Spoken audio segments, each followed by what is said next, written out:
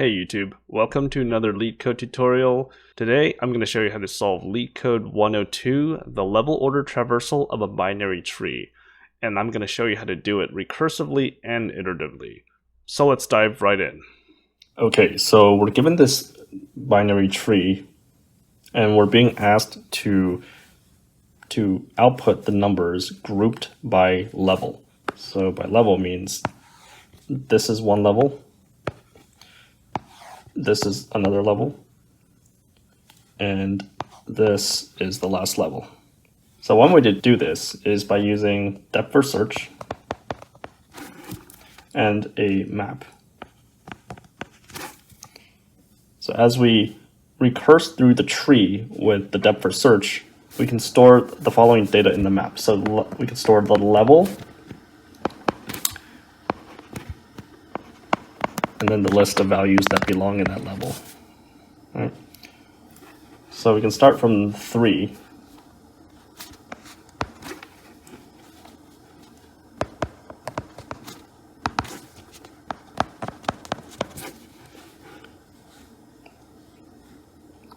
So we go to 3. Well, 3 is in level 0, right? We can call it 0, 1, 2. So what we're basically saying is that as you recurse deeper into the tree, your level actually increases by 1. So at level 0, is level 0 inside the map? No. We add it, and then we put the current node on there.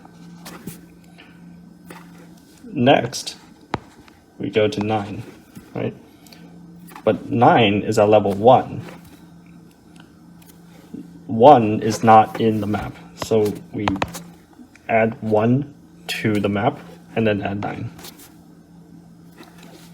Then we're going back up and then going to 20. That's also level 1, but level 1 already exists, so we just append it to the list. Then we go to 15. That's level 2. Level 2 is new. And then we go to 7. We append 7. So there, we have all the values grouped by level. And all we need to do now is iterate through the map to get the values. So like I said earlier, we need a map to be able to map the levels to the list of values for that level. So I'm just going to call it level map. Right, just make a note here. We're mapping levels to a list of values from in the nodes. Okay. And then we call some kind of helper function that will help us do the depth first search. Since we're performing a depth first search, I'm just going to call the function DFS. We want to pass in the root, the current level, and the level map. So when we're calling this function, we'll call it self.dfs root, where we want to start with 0 at the root of the tree. The level is 0, and then pass in the level map, right? So let's skip to the function again. So if our root is none, then just return. Now here's the logic to check whether or not your current level is in the level map. So if your current level is not in level map.keys, then create that key, and then assign that to an empty, well, not an empty list, but a list containing your root.val, your value, right, of the node that you're on right now. Otherwise, you are already, that level is already in the set of keys in the level map. And this already points to an existing list, so we just append root.val. Next, we do our recursive calls. root dot left current level plus 1. Remember, as we go down the tree, we want to increment the level by 1 for each level. Well, level, yeah, we go down. And then again, pass in the level map. And same with the right. Self.dfs root.right current level plus 1 level map. All right, so that's our recursive DFS that groups the values inside the tree by level. So now we have one final part of this question. How do we actually get the groupings from the map? So at this point, the level map should contain all the groupings by level, all the groupings of the values of the nodes by level. To do this, we can have an output array, and this is the array that's going to store all the groups. We can say for I in range, simply length of the level map, right? How many keys the level map has. And the reason this works is if we've been keeping track of our levels and the levels start with 0, then the maximum level must be the length of this is how many levels minus 1. So output.append level map I, and then just return output.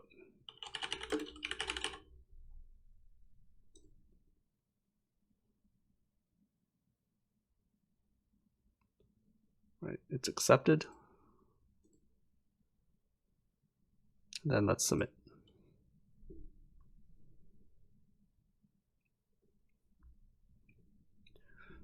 And it is accepted. Let's take a look at the time and space complexity of our solution. So for time complexity, this depth first search is worst case O of n, because if our tree was actually just a linked list that goes all the way down level by level, then either the call for root.left or root.right would be called n times, where n is the number of nodes. And for this, if we make that same assumption, that for loop would also be O of n time complexity. So overall time complexity is O of n. Now our space complexity is also O of n, because if we assume that worst case, then level map would actually contain n levels, and DFS would actually be called, there would actually be n number of recursive calls on the stack. So the overall space complexity is O of n. So that was the recursive depth first search way of doing this problem. Let's head on over to the iterative breadth first search solution. So another way to approach this problem is by doing an iterative breadth first search through the tree. As you may recall, BFS uses a queue, which I am just going to make an empty list for. And so when we need to take something off the front of the queue, I'm just going to do pop 0 and then add to the queue. Well, we're going to just add to the back of the list.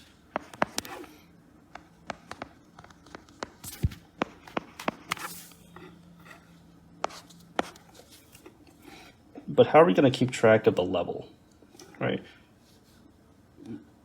With a breadth first search, we're putting things on the queue.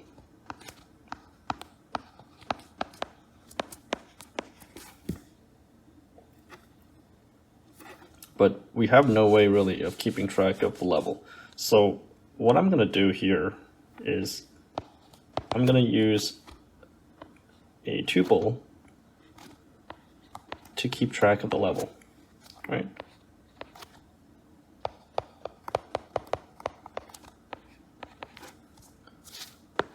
Right.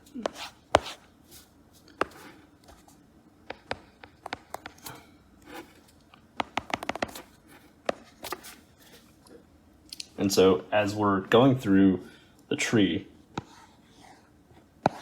we're actually adding, so that's 9, 1, 21, that's 15, 2, 7, 2.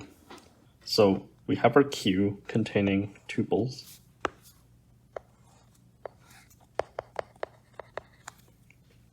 Of containing a root and level, right? So that's what we're going to do with the queue.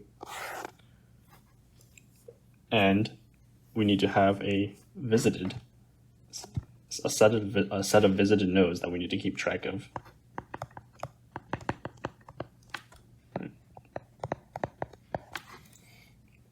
And then lastly, we have our output,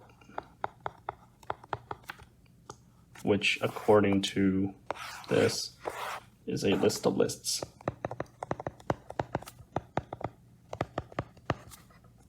So since this is an iterative breadth first search, we have a while loop, right? So while queue is not empty, take our current item off the queue,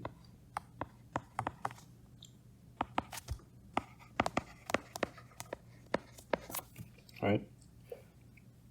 So we're popping off the 0th element.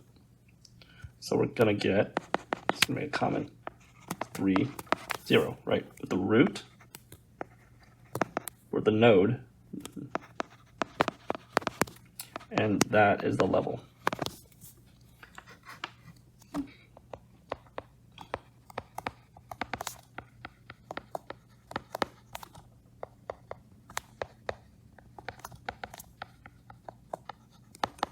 Right, so we have our node and the level. Next, we just ask if the current node is not invisited, and of course the current node is not none.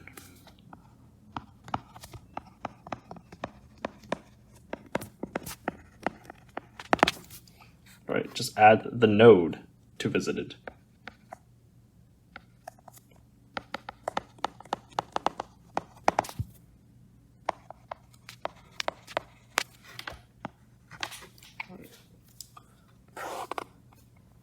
Now this is where the logic of the level actually comes into play. So if we do a check here that says if the current level is greater than or equal to the length of the output, then we append the value of the node to output inside of a list. So we are appending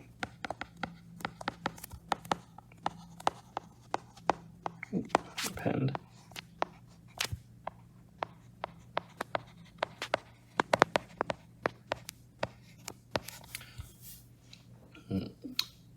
Before I continue, I want to stress that why this is greater or equal to. So let's just say that your output is 0, right? Now your current level at the root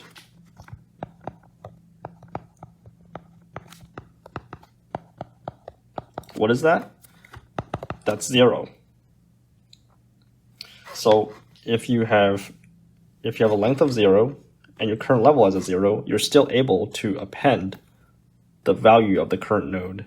Else, output already contains a list that corresponds to a given level. Our output will then, what we say here is output dot current level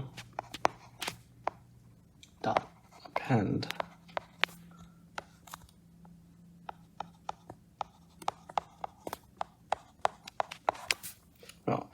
in this way, we're actually using the current level as the index of output.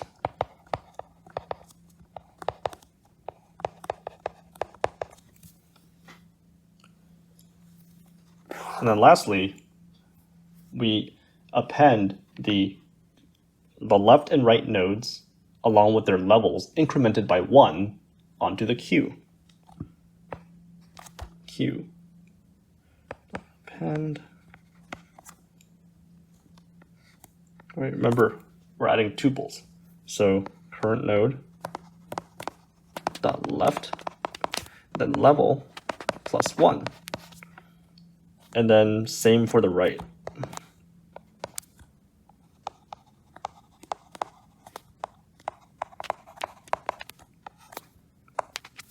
Right. This is the only change here. Right. So that's basically the complete logic for how to do this in the iterative breadth first search. And now let's head on to the code. We first do a check to see if the root itself, being passed in, is none.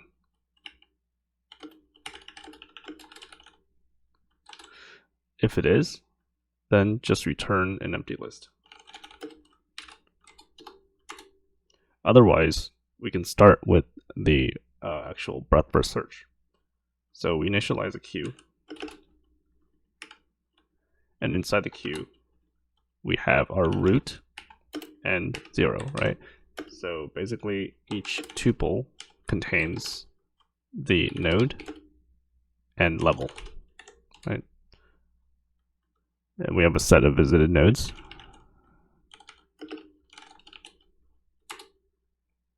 And our output. So while the queue is not empty, we pop an item off the queue. In this case, I'm popping off the front of the queue, and the back of the queue is just is what we're gonna append to. And the node, and we get the level.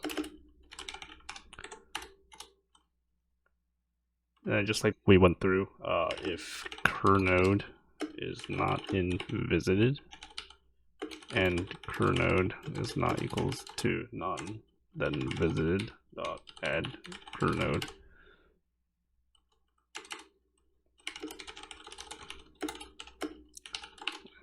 Output. So this means we need to append a new array to the output. Right? Otherwise, the array for the level in question already exists in output.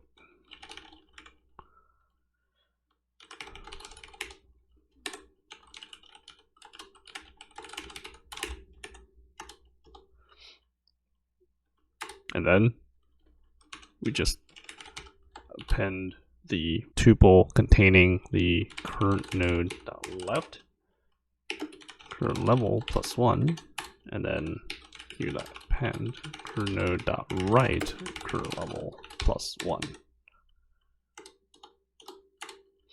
And then all we need to do here is return output.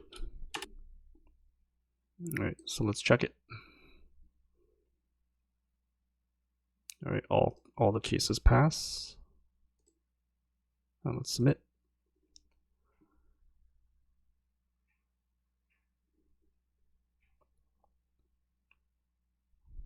Okay, and it's accepted. So next, let's talk about the time and space complexity of this solution. So for time complexity, since we're going through possibly all the nodes, the time complexity is O of n, where n is the number of nodes in the tree. For space complexity, we have an auxiliary queue here that potentially could store all the nodes in the tree. So the space complexity is also O of n.